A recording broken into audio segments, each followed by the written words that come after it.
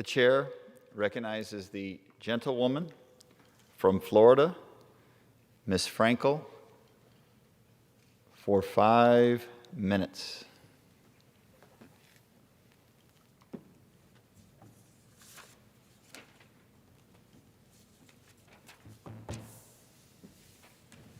Whoops.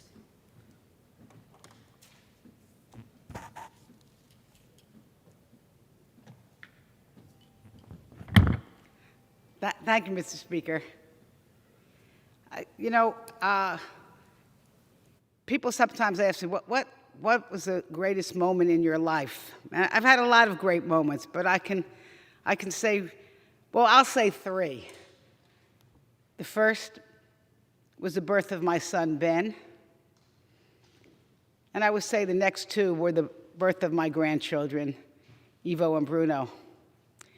And the decision for me to bring Ben into the world, the decision to raise a child, it was a personal decision made by me and my husband. And we didn't have to call a governor. We didn't call a state legislator. I didn't call my member of Congress and say, hey, is it time? So, Mr. Speaker, I stand here to talk about freedom. Freedom of everyone to have the right to make that very, very personal decision of whether or not to bring a child into the world, because we know the raising of a child brings so much blessings, but also great responsibility. And none of us really know the individual circumstances of other people.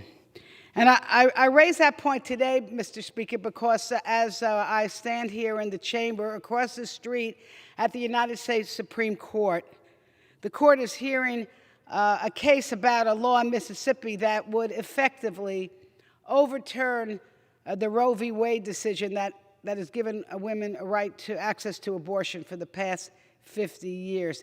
That Mississippi law is an effort by Republican legislatures, and in this case, the Mississippi legislature, to ban abortion.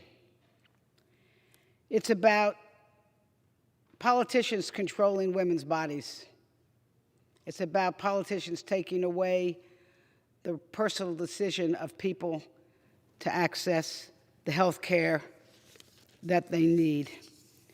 So, Mr. Speaker, as I stand here today and have trepidation whether or not the Supreme Court is going to uphold this right to access to abortion, it is a clarion call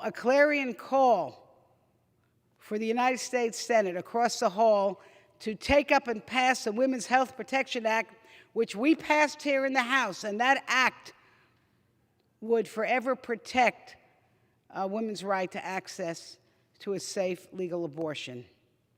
Let freedom ring. And with that, I yield back.